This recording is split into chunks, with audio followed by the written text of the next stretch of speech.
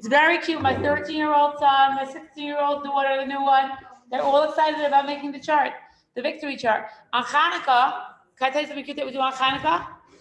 Because Hanukkah is a lot about victories and about gratitude. So on Hanukkah, for victories, we do this chart, and then we play a gratitude game. The kids all cut out pictures from magazines and newspapers, a whole big pile. And one night after Hanukkah candles, you pull out a picture of a car, let's say. Thank you, of one of the kids. Thank you, Nehemiah, for not driving me crazy.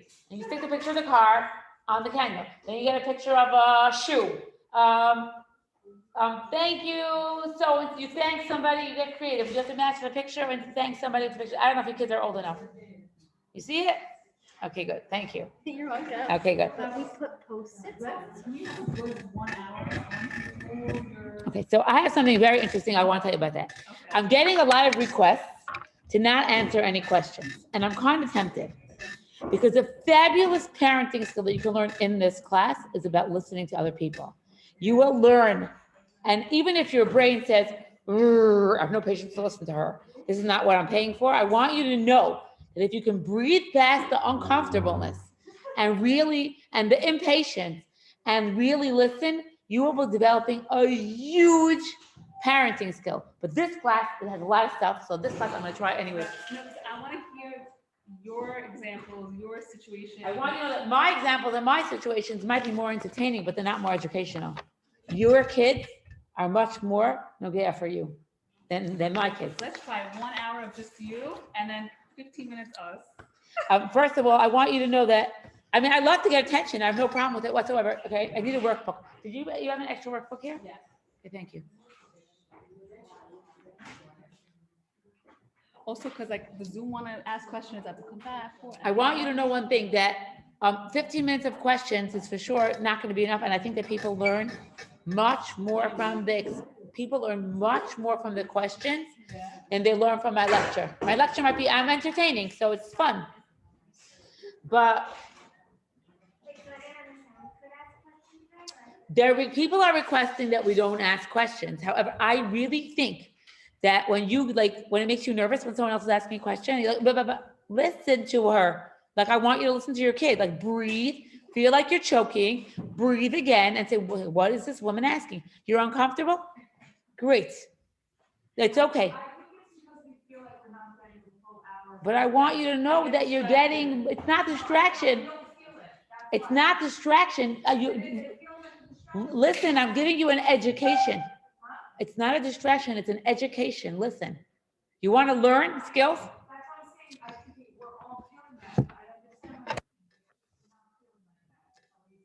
I want you, right, so but I want you to just keep it in mind. You should know that it used to be that when I gave a class, I didn't have patience to hear people's questions. And I worked on myself a lot because I recognize that when you really hear what a mother is saying, that's really what's going on. But I don't mind at all. This class happens to be is not a question class. It's not a question class, and it's also not. It's like I hope that you're not getting. How can we do this? We're gonna get a stand and a place for my thing.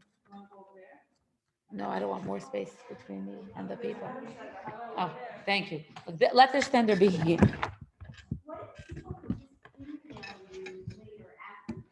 And then I'll talk to them privately. I would have that for 8 hours. A plus B. We could address some of the answers. I want you to know that it's not about a question. It's about taking a parent through a journey. Today, it's not about a question. It's about taking a parent. Even when you're asking the question, you're not sure even what you're asking. In the beginning of the question, you might even be sure what you're really asking. But as we go through it, you'll learn a skill when you listen.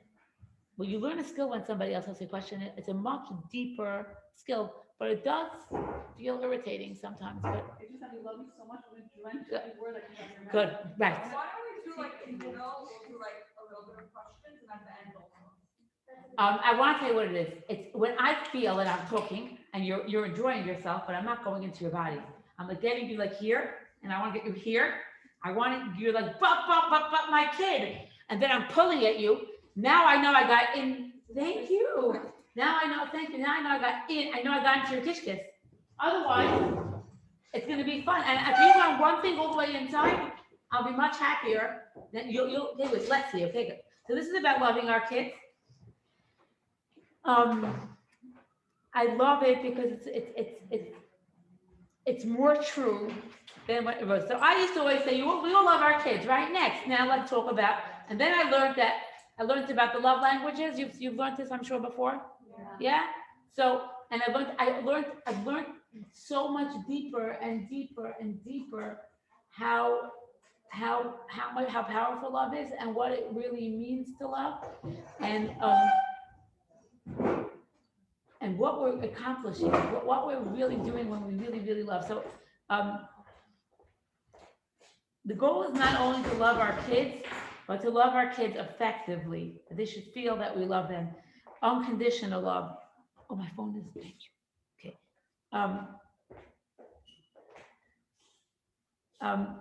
The way that we love our children unconditionally, well, it gives our children such a big future. Many people tell me in order to get my mother to love me, I had to be what?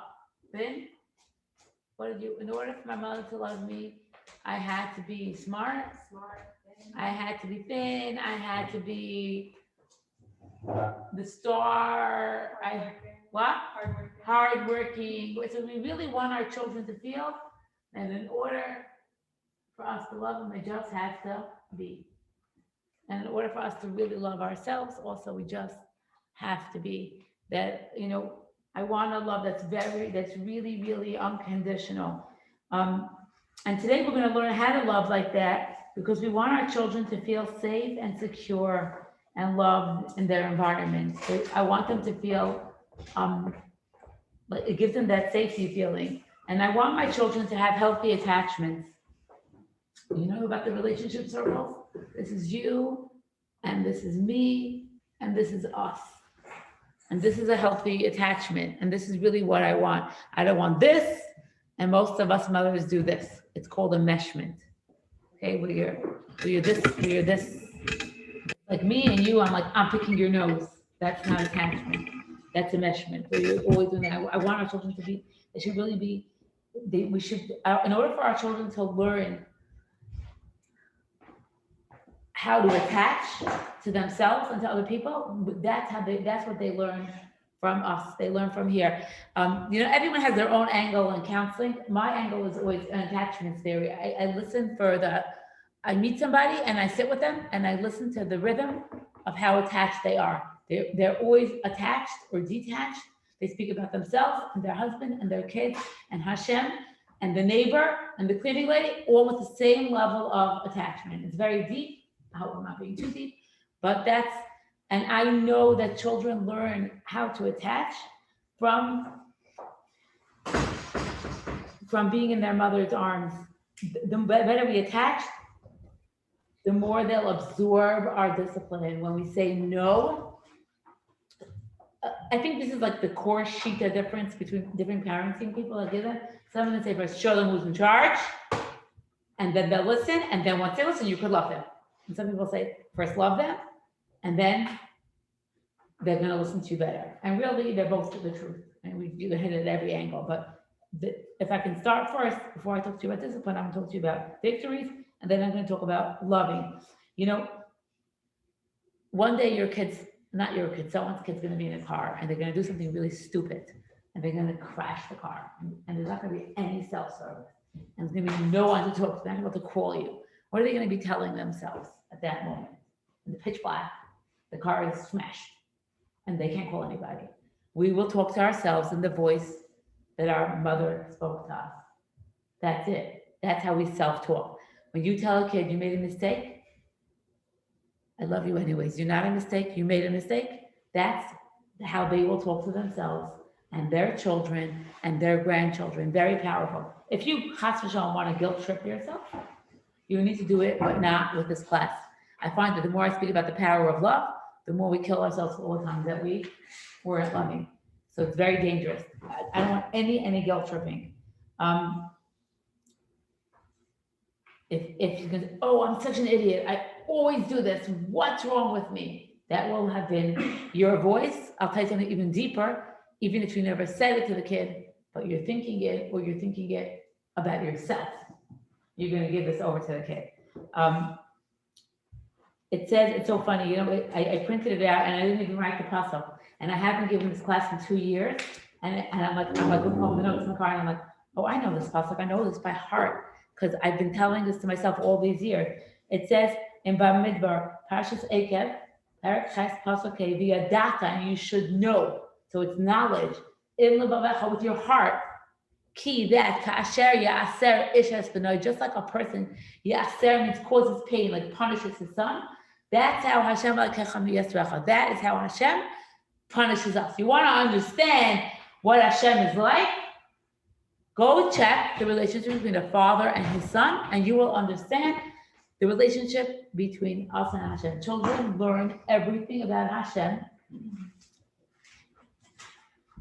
from the way they experience their parent, which is why every kid that comes to me in trouble will tell me, oh, your therapist number 25 is talking to me, blah, blah, blah, blah. No, I was not molested. No, my parents did not beat me. Like, I just think it's fun to live like this because that's the first thing that we check for.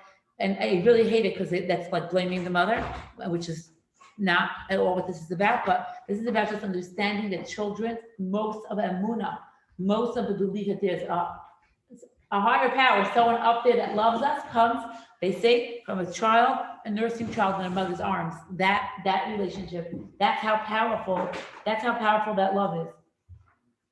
And to learn that Hashem is loving and he's firm. And that's why we're loving and we're firm. So here, we say that children learn everything about Hashem, and that's correct? Children what? Children learn everything about Hashem the way they experience the relationship between them and their parents. I sit in many 12-step meetings, work with addicts and their families. Most of them speak about, and I got you, God, which is a Christian concept, not a Yiddish one, where they say like Hashem is like sitting up there on some tower with those big glasses and looking, you didn't do that right. I got you. We call it an I got you, God. Like, now I got you.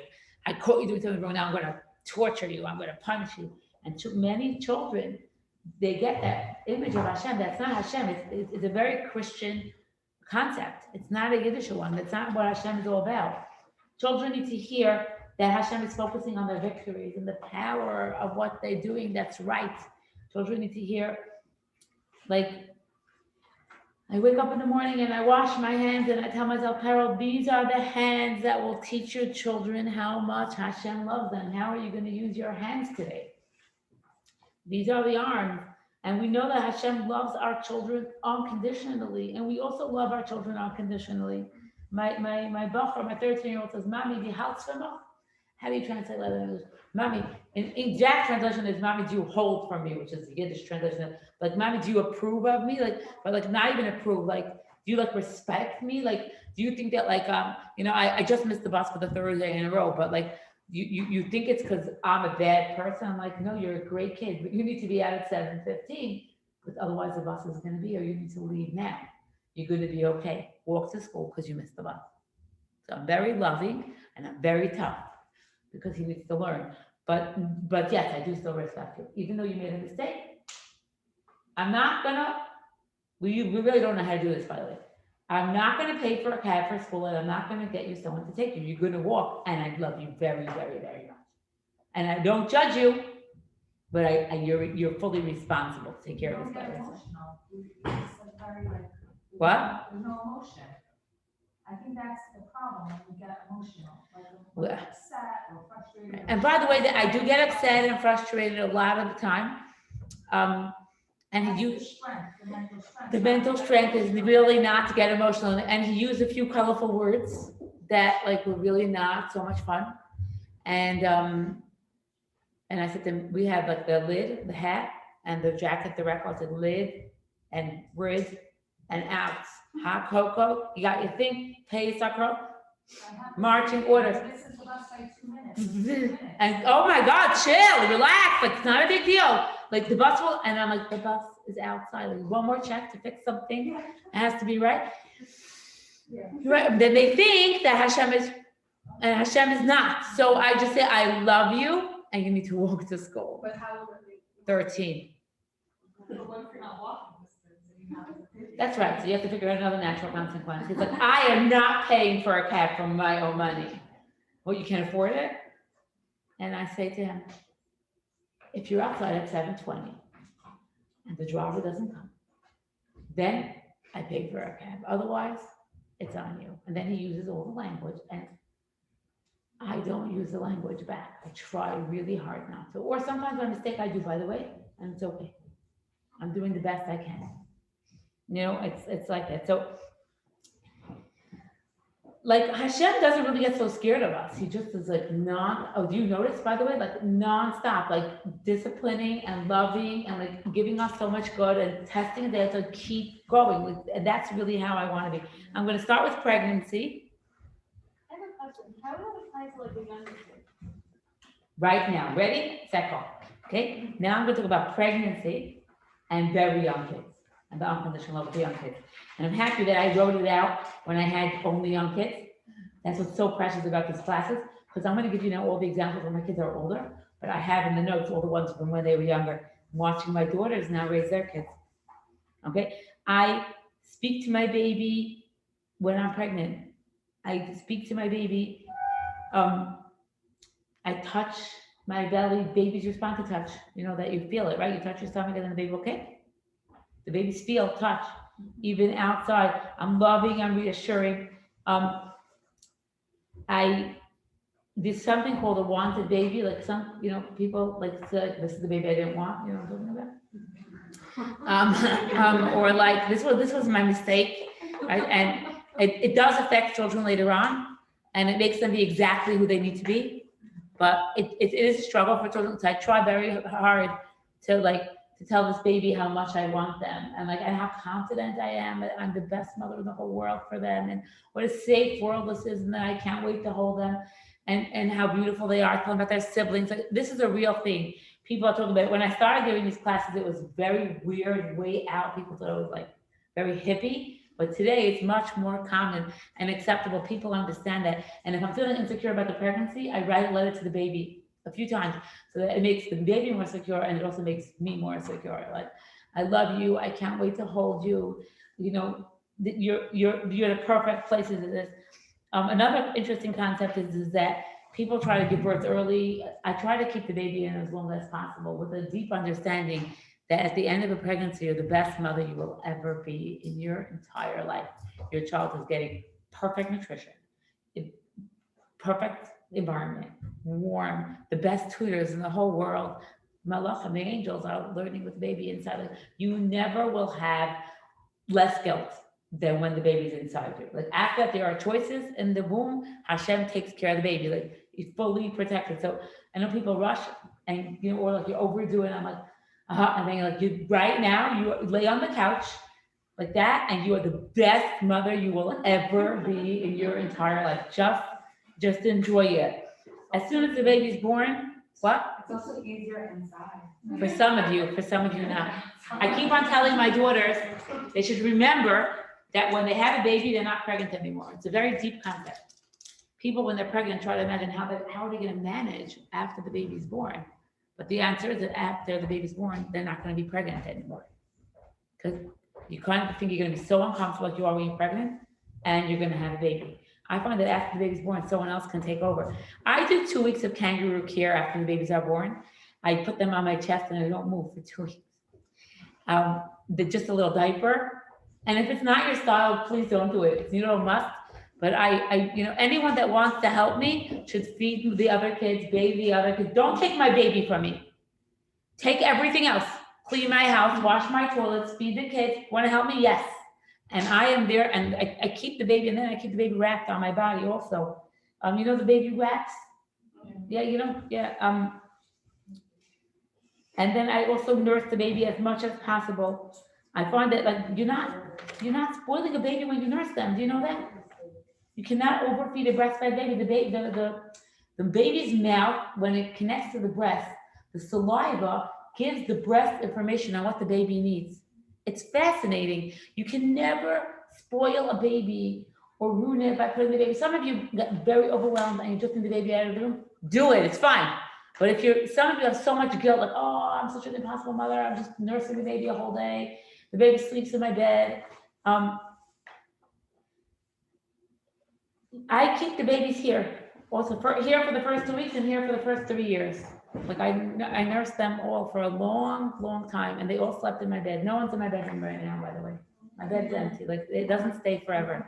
My father-in-law used to say, we call it the late father-in-law. He used to always tell me that at one point they had twins, a single, twins, and a single. 6 kids in 6 years. He said it was busy.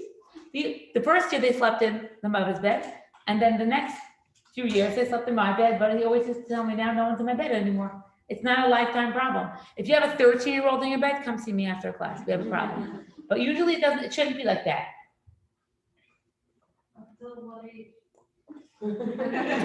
They usually like get out of your bed.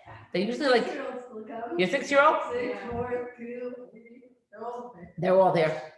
I want you just to know, do not worry about it. Like mothers feel so guilty about it. Like this is where they're learning all the love and emunah in the world. I was sitting by a chiropractor one day. Woman is sitting and crocheting in the front, and in the back you hear a child shrieking. She tells me she had a baby that was a preemie with a lot of issues, and that the kid is by the chiropractor, by the physical therapist, by the OT constantly being tortured. But she knows that the child will have no memories, no conscious memories until the age of 2, will not remember any of this, and the child will be physically more capable. So she shows me what she crochets while they torture her kid inside. So I didn't really say anything to her because she didn't ask me, and I learned that if people don't ask and they don't want to hear, but here is the truth. Children till the age of 2 will not have any conscious memories, but they learn of their self-value in a way that can never be replaced. If a child till the age of 2 gets self-value, they will have it for life. And if they don't, they will give it to themselves and learn how to work on it and do a lot of artificial work. But it's a lot of work, and it's never the same like the real thing. So what does a child learn when mommy is crocheting in the front and the child is being hurt in the back? I'm not cared for. Not mommy doesn't care. I am not cared for. In 3rd grade, the kid will say mommy doesn't care. And at 2 or 3 or 4, the kid will say, I am lovable. At 7 or 8 or 9 or 10, the kid will say, my mother loved me. It's very different. It's a deep concept. They internalize it. You can never, ever, ever, ever, ever spoil a baby by holding them too much.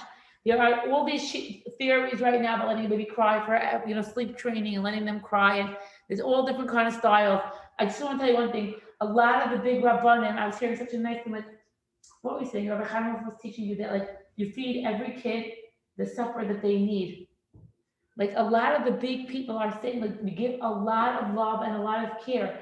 The Rebbe Zahavi Bronstein, Al Shalom, she did like these refresher courses for women. She's a big college teacher. And she gave a list of a bunch of rabbis, said, you never let a baby cry more than a few minutes. They learn, when I cry, Hashem answers me. When a mother comes after a child cries, yes. Until what age? Like what your 2-year-old is still waking up, or your 5-year-old is waking up? So you're talking now more about a sleep training question Yeah. that I'm going to hold till the end, but it's a good question because that's more of like figuring it out with your kid. I want to do it because you look at this mommy. You learn so much about how she attaches to her child. There's so much that you can learn there. So there are 5 love languages. You learned about the 5 love languages. I think it's a fascinating concept. So babies we love in all 5 languages. The 5 love languages of God, Hashem loves us in these same 5 ways. Physical touch. You can never spoil a kid by holding them too much. Children really get affected by listening to their mother's heartbeat. Get a baby carrier. It's okay to keep your baby in your bed. Learn infant massage, any kind of touch. You ever watch how they just like touch your kids? It was the toes. Just like figure out what just babies like to be touched, or they need to like to be touched. Words of affirmation. Our kids do not understand what we are saying. I watch some others say nasty things to them and say, oh, you made such a stinky pinky winky. Like, okay, or a little more details about dirty diaper. Like kids will hear more of the way you're talking than what you're saying. But I like to tell them, you're my best prize. I love you so much. It's gonna be okay. You've ever watched children that are going through surgery and in the good children hospitals, the nurses are trained to say everything before it happens. Um, and I learned so much when I watched that. Now I'm gonna open your diaper. It's gonna be a little cold. That mom is, but just think about what we do as a kid. You pick them up, you put them down, you open them, you close them, you wipe them, you dress, you pull them. They don't know what you're doing. The socks, the shoes. There's so much roughing to say. Oh, now anyone's gonna put the socksies on the toesies. Good, and just like you just talk and what you're doing. Look how nice you're waiting. The baby's shrieking and you're in the bathroom, right? So you say like, can I go to the bathroom? Like one thing, like we yell at our kids instead of just saying, okay, it's hard to wait. I'll be there as soon as I can. And the kids can scream. It's okay. And now you need to use the bathroom. You can give yourself 2 or 3 minutes. It's okay. Quality time. I love the breastfeeding because it gives you a chance to look at the baby for a few minutes and just breathe and connect.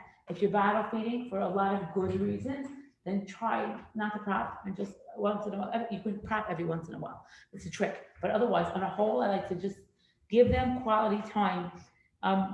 Just look at them. I look for, a nurse, I dive in for my babies. I pray when I nurse, and then we buy kids, babies, things all the time. Look, mommy bought you a passy because I love you. Might as well. You were giving our kids gifts, acts of service. You're cleaning and you're feeding and you're holding, but do it as an act of love. Like think about it again as an act, like it's so interesting that step parenting, like it's on the next level. Like wow, what a chesed! Or people come like, you're doing that. Wow, you're so special. I'm like, but really, I'm very special for doing it for my own kids. It's sometimes easier to do it for someone else's kid. It's an act of service. You're keeping a baby alive. Babies will die if we don't take care of them. Like they can't do it by themselves. So just do it as that. So, yeah. Is it just one language per child? Here we go. Yes or no? No, I just want to know. We all have something called a prime. Babies need all kind of love. Every human being needs to be loved in all ways. Some kids I've learned, if you don't speak their primary love language, their love tank dries up and you can't do a thing with the kid. You're banging your head on the wall. We're not getting along. This is not working. And that's what happens when it's called a primary love language. One lady will cry and tell me her husband never brings her flowers. And I'm like, you're kidding. That's all I need. Is that my husband brought me flowers. Now I have to like them, cut them, put them in the thing. I want to go buy my own flowers. That's not my love language. I used my first husband, he didn't let me serve him. It disturbed me greatly. I just only wanted to serve him and take care of him. Why? Because we love people in our language. But I used to make for him a container of kasha, a container of soup, leftover gefilte fish from Shabbos, and it was cooked for the week. He didn't really want me. No, I'm fine. Don't worry. I'm fine. Shabbos, I will serve him. It was my thing. I don't let the kids serve him. I said, I finally have a turn. That's it. I don't get to serve Patsy during the week. But he used to serve me all the time. Every time I used to ask him, do you want to eat something? He would say, sit down. Can I bring you a tea? Because that's how he knew that it filled my love tank. I still have the big samovar that he bought me with a bowl of cheese, like downstairs in my office. I should also have tea and just have because acts of service is my love language. And that's how people need to be taken care of and loved the way that they want to be loved. A daughter told me, I asked my mother, do you have time for me tonight? Can we talk? And the mother said, sure, about what? She said, nothing. So she said, I don't have time to talk about nothing. But the love language is quality time, and it has nothing to do with what you're talking about. My stepdaughter's love language is quality time. So could you come put me to bed? And I'm like waiting for the deep, dark secrets to pour out. Can you tell me about your speeches? What do you say about your speech? I'm like, you serious? Do you know what's going on down there? And but yeah, she is serious and she needs the time. The love language is quality time. My son used to take me for walks and discuss with me the different quality of rubber in the tires. And then I would be like, you're kidding me. And then he would tell me, my friend Maishi, he's really having problems. I told him he should talk to you about it. It's not his love language. He doesn't have patience for it. He wants someone else to do it. Is that cute? When learned about this, I started hugging one of my daughters all the time, and she became so much happier because that's her love language. It was fascinating to me. One of my teenagers were going through a really hard time, and I started buying her little gifts. And it's not things that she asked me for. I'll give you all the rules. And I realized this was her love language. And it felt so like, are you serious? Like a thing? Like I'm gonna buy you up. But yeah, that's really how she was loved. All the almanas call me crying, and they'll all tell me what they miss about their husbands.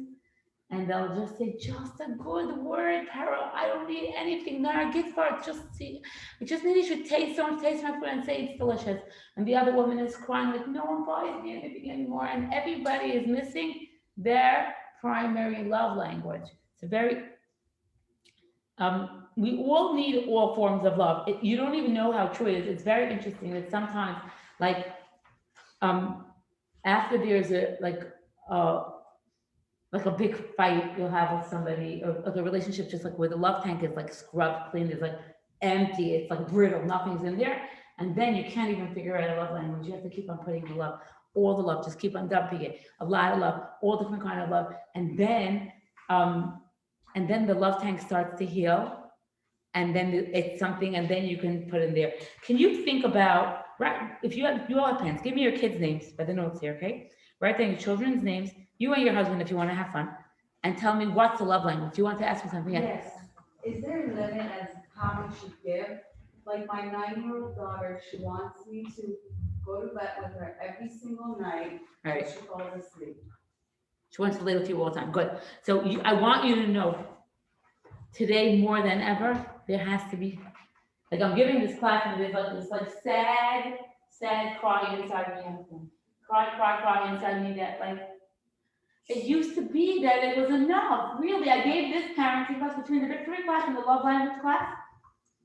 It was really enough. I tell you, my son always says to me, Mommy, you used to say, Francine, I'm not so proud of you today. And I would cry in my room for an hour.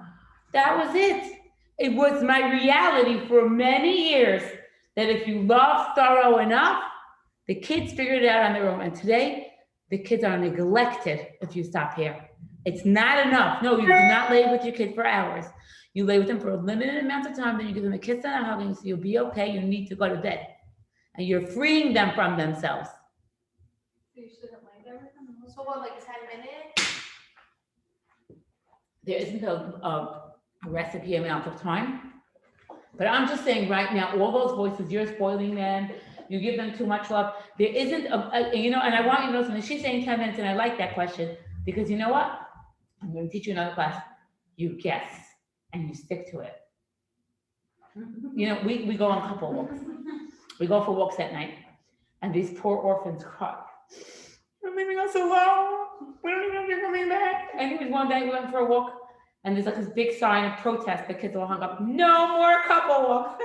And like, you cannot leave the house. We already have a dead parent. You cannot leave us alone anymore. Now, really, soon there wouldn't be even a marriage left, right? So I definitely set some boundaries, like thinking about, maybe I really should not be leaving this house ever. And then like, so how much is normal? I like, guess. And very confidently I say, sweetheart, till 9 o'clock a month, except once a week when I go out to give a lecture. And I expect you to call me at 9 o'clock and say, I did this, I did this, I did this, I did this. Good night, I'm in bed, I'm gonna be okay.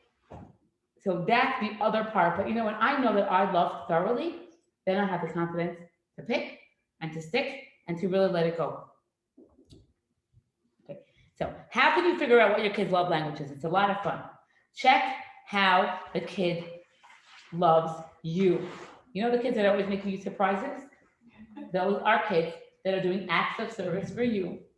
If they're making you a surprise and they're cleaning up the kitchen, then their love language is acts of service, because that's how they're loving you. If the kid is hugging you, Mommy, I love you so much, come here, let me give you a hug, most probably that's a physical touch kid. If the kid tells you, I love you, you're the bestest mother in the whole wide world, if the kid's writing you love notes, those are kids that are the affirmation kids. Mommy, come sit down. When you're sick, One kid will bring you a tea. One kid will bring you a blanket. One kid will just sit down next to you, mommy, I'm here. And the kid that does that, and you're so annoyed, but they're giving you quality time because that's their love language. You know the kids that are always in charge of buying you presents, picking some ugly flower from weed from the street, mommy, it's a present because I love you. Those are the kids that the love language is gifts. They're buying you gifts. Notice it. The one that's making a surprise and cleaning up, that's an active service kid. How does the child, your kids are best friends with another kid. How are they attaching to their friends? Some kids are walking around arm in arm all the time with their friends. Those are usually physical touch kids. High five for the boys, the rough and tumble, the high five, the bow, wow, good job, slap on the back. That's boy language, but they're showing you that's really what they want. Even the kids that are rolling over each other and tumbling, all that is touch. Does your daughter write her teacher love notes? That's most probably an affirmations kid. I noticed my son and his friends will go bike riding and not say one word. They're just driving their bicycles together. And they come and say, mommy, I had so much fun. He's my best friend. That's a quality time kid.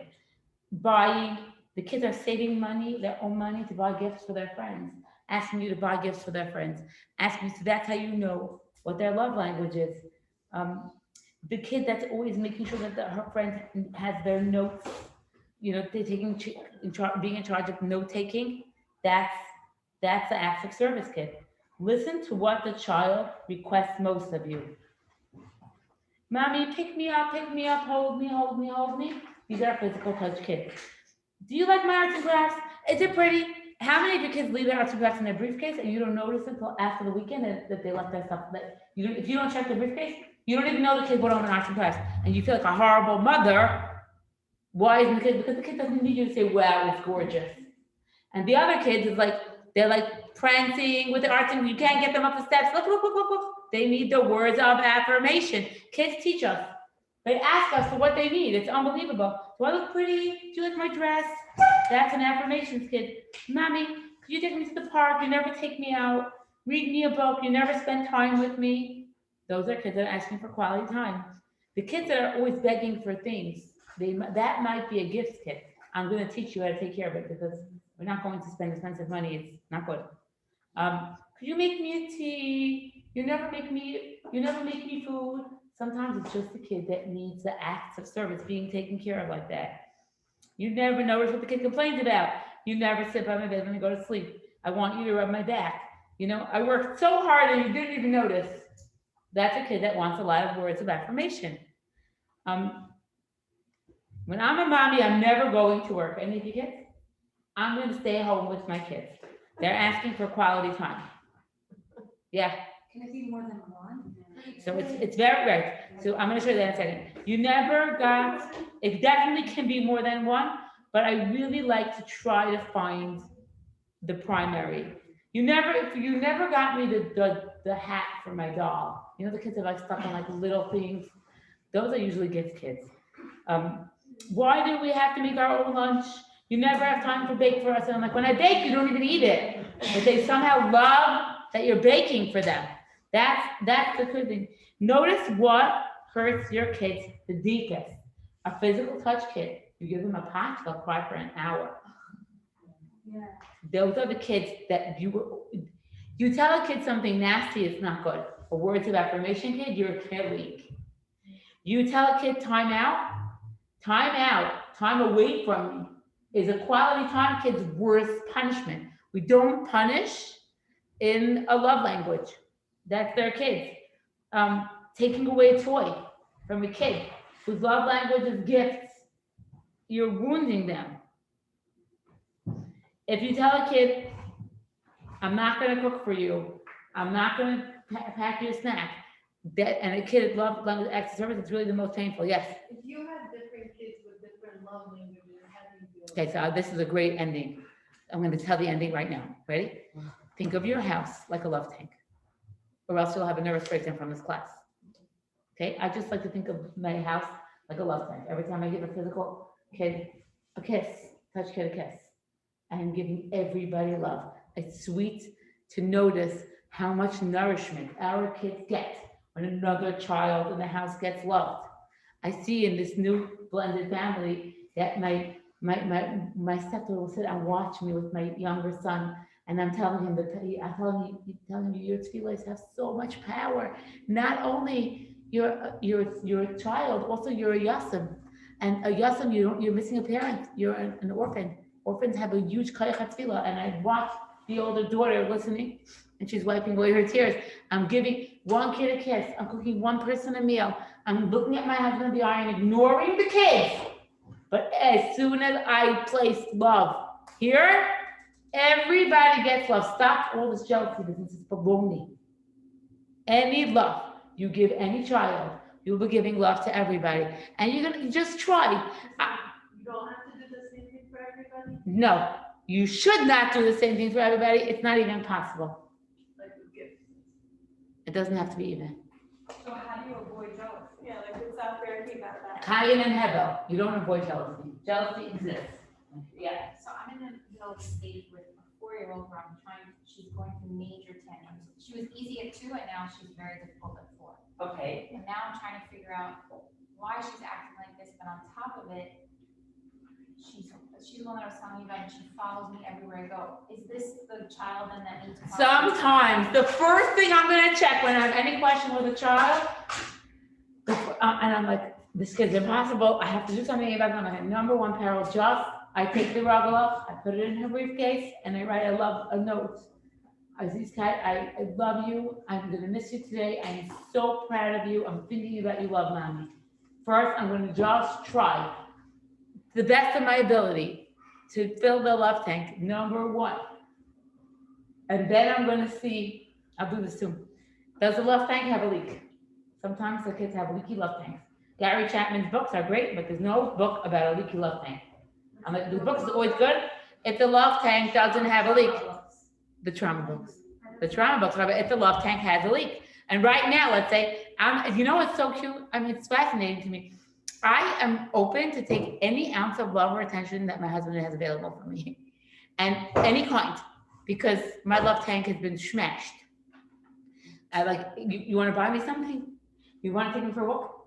Whatever you want. And right now, I'm open to receive whatever it is, because I'm not very picky about the languages, because there's been a massive smash in my love tank, and I see everybody here. It's like as much love as there is available on the smorgasbord of every kind, I will be giving. Don't get like stuck on the love language. Just give.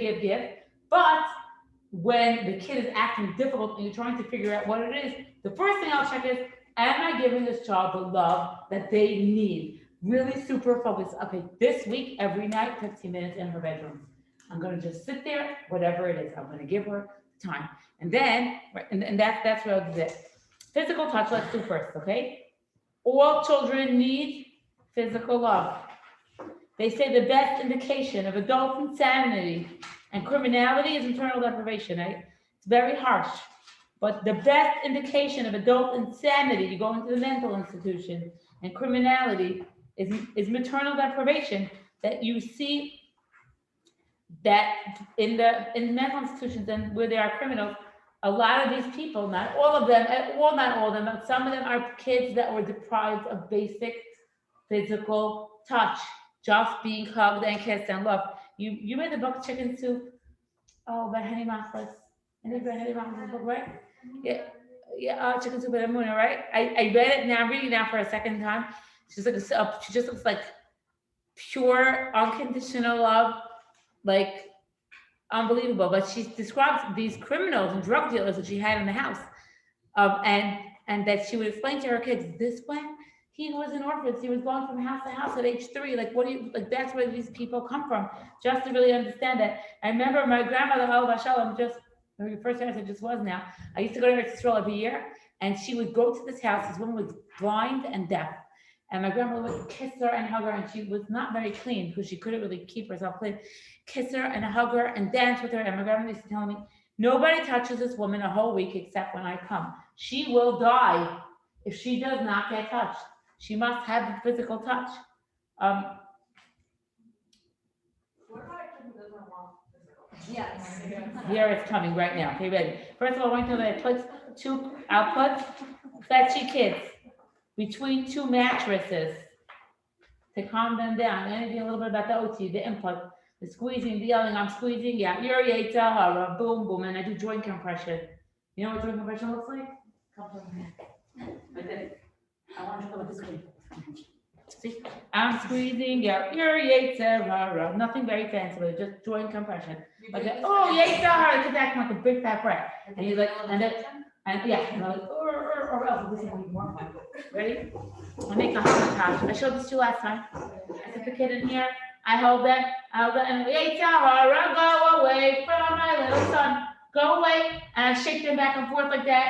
Roll them in a. I'll say, if you can see if I can calm down. We're doing glimpse time now. Take a blanket, lay the kid down. I say, okay, you're the cheese. Now I'm gonna roll you up. I'm gonna roll the blanket. Sometimes you can get something out of there. While they're having a tantrum. Yeah, if they let you. Some of them like it. What were you asking? You asked me a question now. So what if they don't like to be? Good. So it's interesting. Sometimes they don't want to be touched.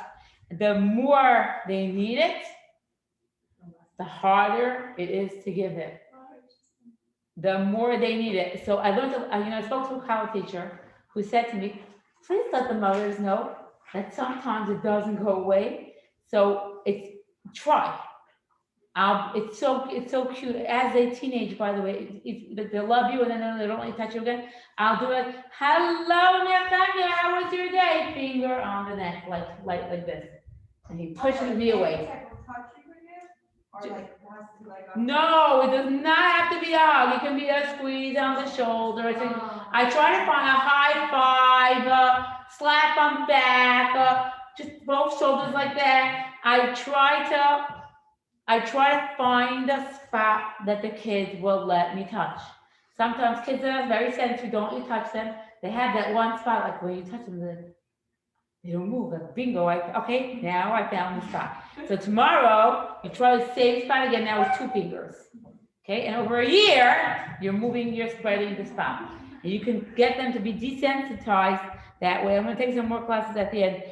Stroking the shoulder. I do a lot of foot massage in the bedroom, especially after a lot of trauma.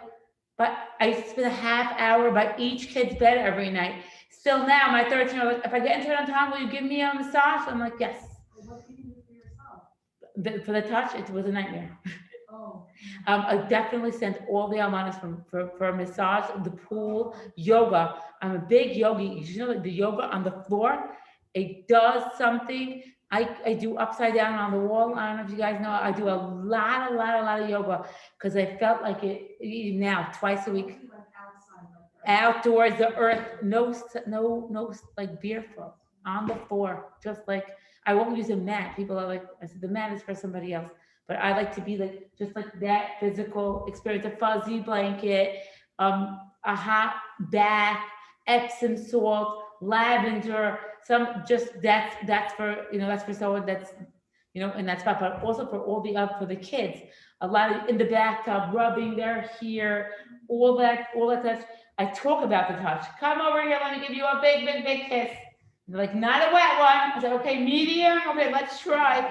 Over here, over there, stroking their hair, especially on a day where the kid had a rough day and he walked out the door using bad language and he comes, I'm so happy you're home, I missed you. You never talk that way to me. I missed you. Big hug. It's like, you feel like, do it, wait, just breathe it through and then get past it. It's worth it. Tickles, back rubs, arm wrestles. Sometimes I have the kids when they go to the stage where they're not letting me near them. So we do arm wrestle every night. Elbow to elbow, like that. 1, 2, 3, go. I let them win sometimes I win, but that's also, it's good physical touch. A book, just cozy up nicely. Physical touch kids do very well with teddy bears, blankies, fuzzy blankies, any sensory stuff they like. A lot of mothers tell me that they are not touchy. And they smell. I want the bad breath. Like, right? So they say that you should start by touching yourself. Also, it's just all that stuff I just told you now. A bath, any kind of exercise, a pool, all that stuff. Can I ask you something? Yes. between siblings. I have a scenario between, one child that she doesn't mind if I hug her, if my husband hugs her, but she doesn't want to touch her siblings, meaning the baby, yes, but her, It's an interesting idea that I never force love. okay. Between So I don't siblings. have to worry It's that not your worry, she's no. not affectionate to No. them. It's really gonna come. But when a child has a leaky love tank, right? You'll go into the room, you'll leave your phone out, you'll sit there for half an hour, and then you leave. Hello, you're the most amazing mother in the entire world, and the kids will say, you never spend any time with me. Or you'll cook the meal, you'll give the hug, you never give me any hug. That's a sign of a leaky love tank. I learned two tricks about that. Number one is that you try to initiate. Let's say the kid's asking for 100 things. So you never get a chance to buy a surprise gift because you're always like so far behind on the list.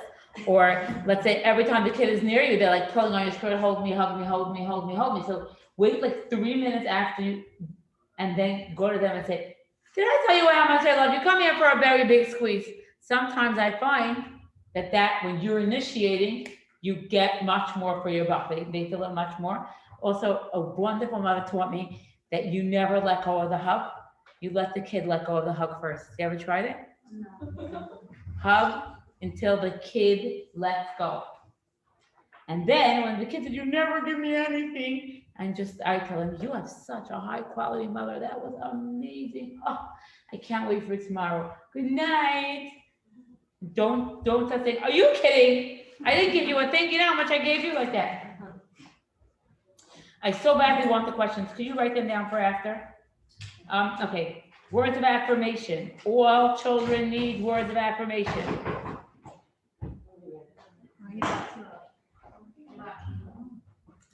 Some children need it more than others. I say I love you often. On the whole, we're giving a lot of compliments and very little criticism. The kid does a job and you want to criticize, you have to wait until the next time they do the job. And that's called we give instructions before and compliments after. You clean the kitchen, good job. Wow, you're such a hard worker. And and then I try very much to notice what they did. And the next time I give them better instructions. When you wash the dishes, you need to clean the drain.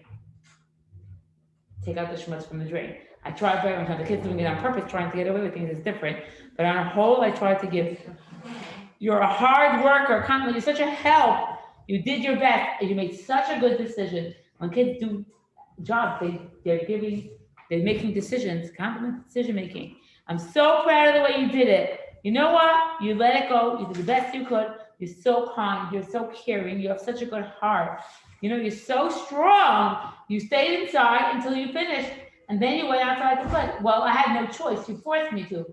That kid will answer back, and I'll say, no, you made a great choice. Now you can go outside and play. I ask them when they mess up, do I love you even though you just failed your test? I love you no matter what, and I know that next time you could do better. If the child's love language is words of affirmation, post-it notes. When they show me their prizes, I always tell them, you're my best prize. When they show me my collection, their collections, I say, you know what? I collect you're my favorite for my collection. You can do voice recordings. I like to notice, I'll say, you really love the baby. Your eyes sparkle. Or you really love that song. Like notice what they like and what they don't. You don't like it when it's sticky. It makes you uncomfortable. If I'm going away for a few days, I'll leave a series of notes, one for every day. Mommy loves you on the bathroom mirror. Like these are the kids that need the words. Some of the kids are like, I know. They don't really need it too much. I really know. I love you so much. It's so precious. All kids need quality time. I might do a class at the end about sexual abuse, but many times a mother will tell me about a sexual abuse story, And, we were sitting, Chalmei Pesach, and my daughter told me what happened Hanukkah time. So, and then she told me, I realized that from Hanukkah until Pesach, I never had alone time with the kid. So the kid never, as soon as I was alone with them, they told me the story. I'm a little bit extreme. I go to visit the kids in camp every 2 weeks. They should look at me. We should have quite just me and them together, so I know they'll tell me what's really going on. If you want your children to talk to you, they need to have some time alone with you, and kids need it. I find that some children in my family, Hashem gave them a natural crack of time that we have that's ours just by the nature of the schedule. It just works that way. Friday night, one kid goes to shul, and one kid goes to tel, and the third kid is home with me alone. Shabbos morning, I walk my son to shul. It's a long walk. We have time by ourselves. 3 times a week, the 2 kids go for lessons, and the other kid is there, and then I get the time. If you naturally have time with them, great. If not, try to create it. When my kids were all little, I used to pick them up from school every once in a while to have a long time. I don't know if the school lets it today, and it was really hard to give up that precious time when everybody was away. But I would just go once a month, once in 2 months, and pick them up and take them just grocery shopping, just me and them, just to know that I have time alone with each child. Bake something together. The quality time kid is always the one that wants to go on trips. They don't care where they're going. They want to just go with me. The quality time kids like it when you ask questions and that require long answers. It's so interesting. It's not a love language I know too well, but my new kids now, this is their love language. And they're like random, just like, okay, so tell me what was for lunch. Did the parfum have like spices or no spices? And I'm like, why do you care? They don't care. They just care about the time that they're getting. They care about me. They don't care about, it's just about like talking about stuff. It doesn't have to be important things. They really want the time. An arts and crafts together. In the wintertime, I find it harder because we're all inside together. I get this like big container of rice, and I put prizes in there. And I know the cleaning girl's coming in the morning, and I put out a plastic, and we just stick our hands in rice, and we find stuff together, or clay dough, or cookie dough, any type of a thing like that. A few minutes before we go to bed at night, looking at photo albums together, baby pictures. Quality time is the hardest because not there? Sure it is. Words of affirmation, quality time.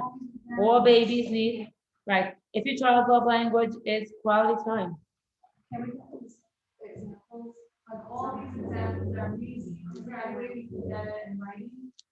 Each day you have 5-10 minutes alone with them. It's so interesting. I had somebody professional Yeah. listen to take this and make this, and she didn't feel it was necessary. Okay, good. I don't mind. Maybe ask Friday to do it. Or I'm gonna ask Friday to do it to see what's there. It's not a problem. It's in my notes. It's okay. Gift. Okay.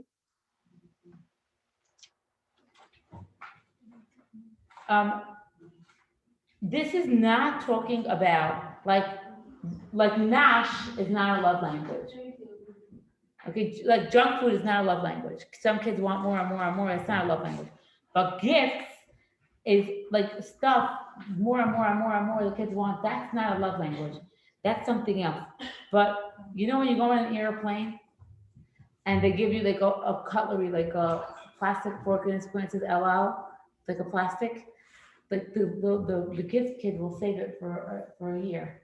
Like the wrapper and the note, and they appreciate the thing.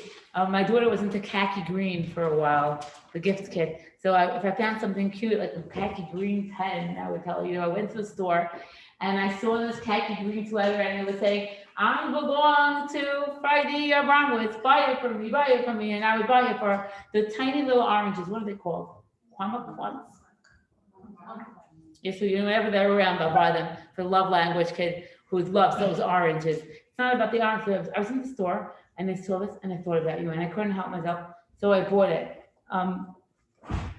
Gifts, kids, it's worth it when you go to the 99-cent store, buy a bunch of junk, and every once in a while, just like a note and put it in the briefcase. or just like stick it on their bed. Really make sure that it's nothing high end or expensive. It's about small things, but it's personalized. You thought about them. The gift kids I talk about, oh, it's 4 more days till Hanukkah, and then I'm gonna get you your Hanukkah gift is coming, or it's almost your birthday. I thought about it. That's the kind of thing. Some parents find gifts shallow, but do it anyways. Acts of service. Sorry, before you move on, doesn't it give them the impression that like happiness comes from materialism? It comes from love. And for some people, little gifts is love. But people, materialism is the perfect word. Why people, why people don't like to give gifts. I noticed that, for a bride, we get a kala, a lot of gifts. Do you notice that?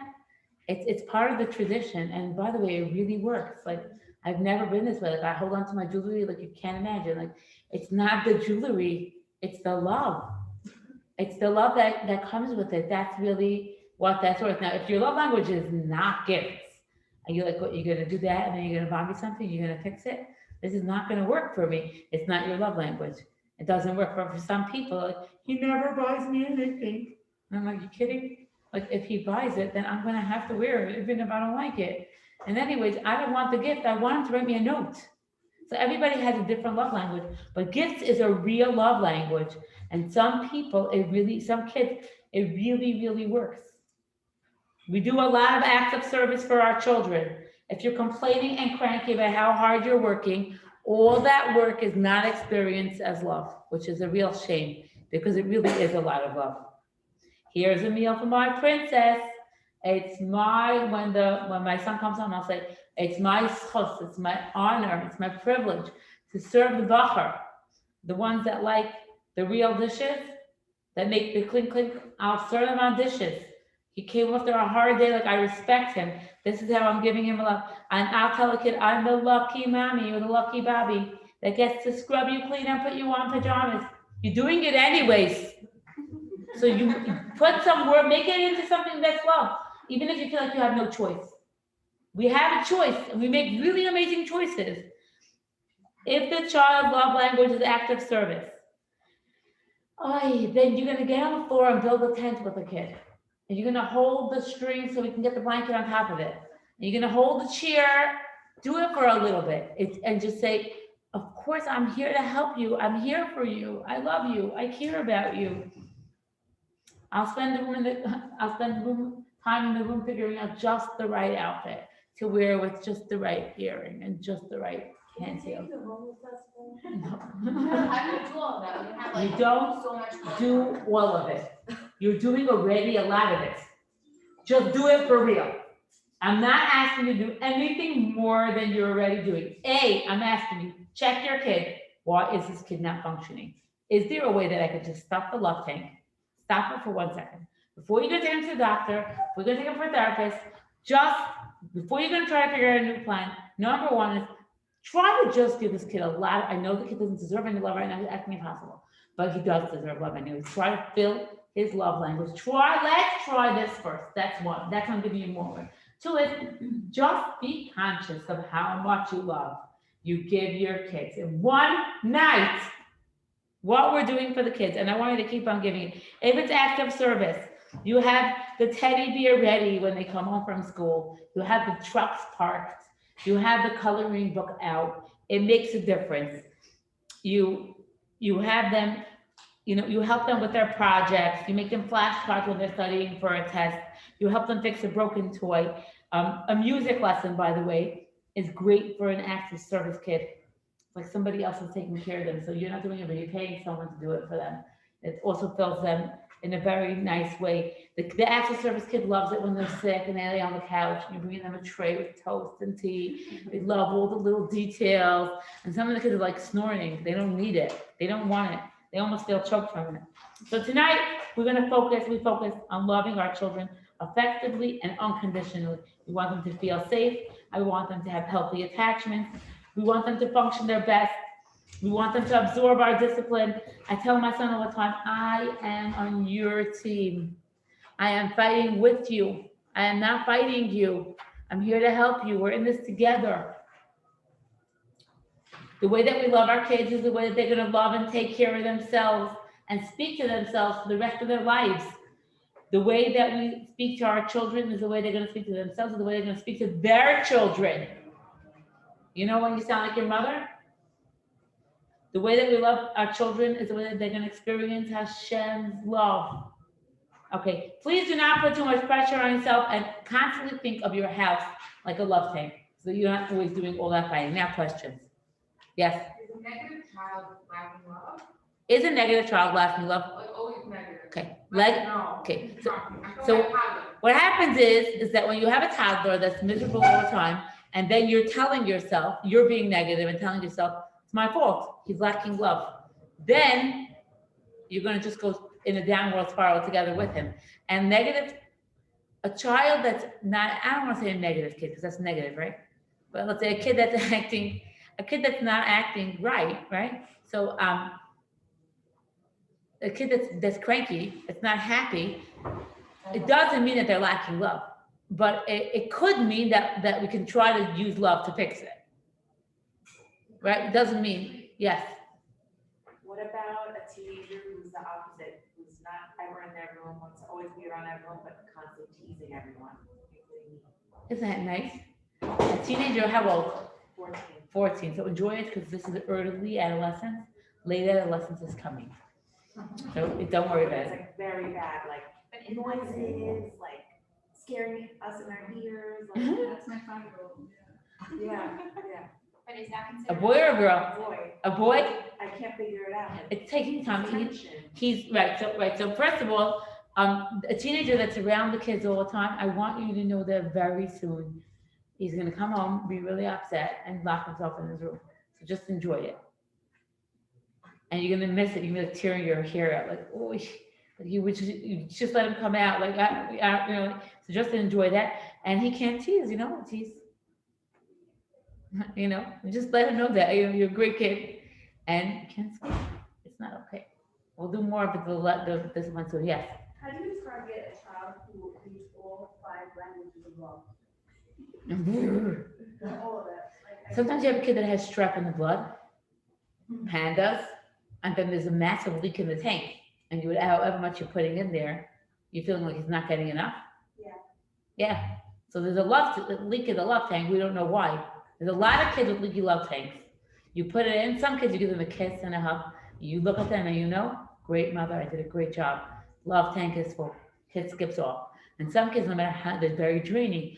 For some reason, no matter how much you're putting in there, and that kid looks at you and says, I didn't get enough. And you say to them, you funny buns, that was amazing. I'll see you in the morning. You'll be okay. No, but maybe they don't like their school. Or maybe No, it's like I need to reach out to the counselor. Yeah. For counseling, and then get back to told me, if we just spend time, it's not just the time. You're gonna say, oh, she's like a time child right now, quality time child. She said, She's guilt tripping. listen, so if you would just spend time with me like this once a week, taking me to the counseling, would be me and you talking to each other, I would need counseling. How old? At that point it was 9, 8, but this started from the You never spend any time with me. You don't care about me. Yeah. By the way, these are the kids that are getting a lot of love. Yeah. Because kids that don't get a lot of love don't talk like that. Takes up all my time. Right. Like all my time. I would just say, you funny buns. You're basically saying that you're miserable because I'm not giving you enough time. Maybe, could be. Thank you for sharing that with me. Big hug. I'm going shopping. See you later. Because she's guilt tripping you. And then she got like, you don't give one of these 5 things is because she becomes like a depressed, And then you have to check on her? Vibe, like. And you pick it up? That's it.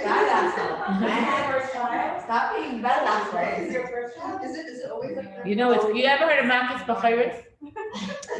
The plague of the oldest, right? Like that. But they mostly ride on your guilt. But the problem is the oldest sets the trend for everybody else. So like we need to Okay. know this. I work really I work really, really, really, really, really hard every day to say every single child in this house is there because Hashem wants them to be there. I will have as much misery as Hashem wants me to have. That kid does not have the power to influence the other kids. Hashem is the one that put them there. Like, don't, because if you're sitting there, just like when you're looking at a kid that's cranky and saying, I'm not giving them enough love, it's not going to work. When you're looking at, when the kid is saying to me, I want to go for therapy. If you just spent more time with me, I would be much better. Or let's say you didn't get them the thing they wanted, or you didn't give them the compliment they wanted, or you didn't give them the time they wanted, and they're we call it this bruising, like sulking. Like, you just ignore it. But how do I tell the other ones not to follow up away? Can I say, you said no criticism, but like, I really tell them, I'm like, you see this, you don't do this. No.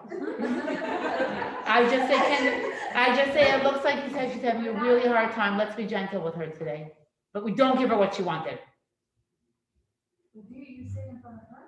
Yeah, I said it right in front of her. But she's getting the negative reflection that she wanted. That's what you want I to don't say. care, I don't want anyone to follow that. By the way, I it's, have to, like, make when them- we tell our kids do not do that, we're actually teaching them exactly what to do. And we're just saying, like, I'm really scared you're going to do that. So if you want more attention from me, you should be doing exactly that. But look at her body posture. You see the crossed arms? And that's like, you're like, yeah, she's getting under your skin. Yeah, good, which is normal and healthy, but you should figure out a way for her not to get under your skin. I wanted to answer your question. You asked me. I don't know, but you said something about not making siblings love each other. But I'm constantly telling my daughter, like, this is your best friend's sister. Literally, like, every day, I'm like, this is your best friend's sister, this is your best friend's sister. If you have no one, like, this is her for life. Like, I don't want them not, like, I don't know, I feel like I don't- make them, like, realize that this is their Relationships is something that you really can't force. Dieting, can you force a diet? So cute. Somebody sent me a message, my secretary, to ask, she wants to have a session, she wants to know if I can help her rewire her son's brain so he shouldn't overeat. So I sent the message back saying, I can certainly help her rewire her brain. You cannot force not tefillah, not praying, not loving, not connect. Attachments are not something we daven for them. When does it happen that a kid will put on a pair of tefillin and do it because he means it? When Hashem wants, you can't, I keep on telling my son, you're wearing your father's tefillin. Your father, my late husband, wrote the tefillin. He wore them for 10 years. You're wearing the, what? And you know what? He lives in every store in town. And I'm like, I don't think you should, maybe I should just put another pair of tefillin in there. I'm like, no, he needs a tefillin, and the tefillin need him. They're gonna figure it out. But can I force him to appreciate it? He forgets his shoes in the store. He's like in that place, you know what I'm saying? I'm happy he remembers to come home. But I labeled that, I wrote a whole little note in there, please, if you find tefillin, please call me as soon as possible. I will come pick them up right away. But you can't force attachment or connection. Yes. So what? That's a deep word, though. You like. Yeah. What do you do with the sensitive kid that like we give him like he's full of his love tank, but like every little thing that happens, will, Depletes the love tank. yeah, Yeah. empty right away. It's Like, a real, he'll, right. like his brother will like say something to him, and that's it, or like. What's our goal for kids that are so sensitive? We sure want to validate them, and then we want to have faith that they can handle their lives, like especially the boys. So just like it really hurts. And then I say, but what's the truth? It's so hard. It really hurts. I don't say it doesn't hurt. I don't think you're being ridiculous. It's so hard. It really hurts. What's the truth? What's the truth about that? Just to be strong for them. Yes. What if one of your kids is physical touch and likes everybody, nobody else likes affection? Like he jumps on the other kids, he always tickles them too much. So he's not really reading back the information. Usually when you touch somebody. Like in school, he likes to pat the boys and like. But he's doing it even though the other person doesn't like it. Yeah. That's the issue. The issue is not that no one wants to do it back to him. It's just that he's not picking up the information. You know that when you give a bride a kala mazel tov, when you go to her wedding, and your palm touches the palm, you know how much information you get about how this kala wants to be kissed? It's either no kiss whatsoever, you can feel that right away in the hand, or you can give me 2 warm kisses on both sides, or you're gonna give me a fake kiss, but not real. How do you know that? You can't teach that skill. You pick it up on the information when you're touching. This is a kid that's not yet picking it up, so you can teach him. You love your brother. You're having so much fun. Look at his eyes. What are the eyes saying? Just teach him. It takes time, but sometimes they pick it up. Yeah. Yes. We talked about the 2 circles of connection and the mom usually being on top of the child. It's called enmeshment. Enmeshment. So my daughters love to spend time with them, but like sometimes I have other commitments. And Good. the second they get in the car, it's like they want to talk and talk. I have to make phone calls. I need to do this and that and appointments and everything else. I want to validate what they're saying and affirm what they're saying. Right. But at the same time, I want to tend to the other obligations out. Right. So what's a polite way to explain to them, like, I want to hear all about your day in the next Right. 4 to 5 minutes, but then I need to continue on with. When they're little, I used to sing the song, I wish I was an octopus. I wish. No men are listening, right? Are there men listening? So I'm not gonna say, I wish I was an octopus, an octopus. I used to sing that, and I used to tell them that then I would do, with one hand, I would do this. And with one hand, I would do that. With one hand, I would be doing everything. I wish, I want, I would love to, but no real guilt. I sing it, like, not like I feel so bad. I used to explain to my kids, I really want to talk to you right now, but if I don't go with doctor right now, then I'm not gonna have an appointment tomorrow, and then I'm gonna end up. I would just say, you wait a few minutes, I love talking to you, I wish I could hear more. Now I need to take care of some stuff. Yeah. Are you gonna talk about younger children who have anxiety or get frustrated really easily and how to handle that? Yeah, today we're gonna do the love thing, and if I don't, I'm only wondering if that's like when they feel anxiety, if you have to give them extra love at that moment or something. So sometimes you're feeding the anxiety, Right. and sometimes you're reassuring them. So I try to see what works. Some of my kids, if I give them reassurance for the anxiety, more than 60 seconds, I am actually making the anxiety worse. I'm feeding it.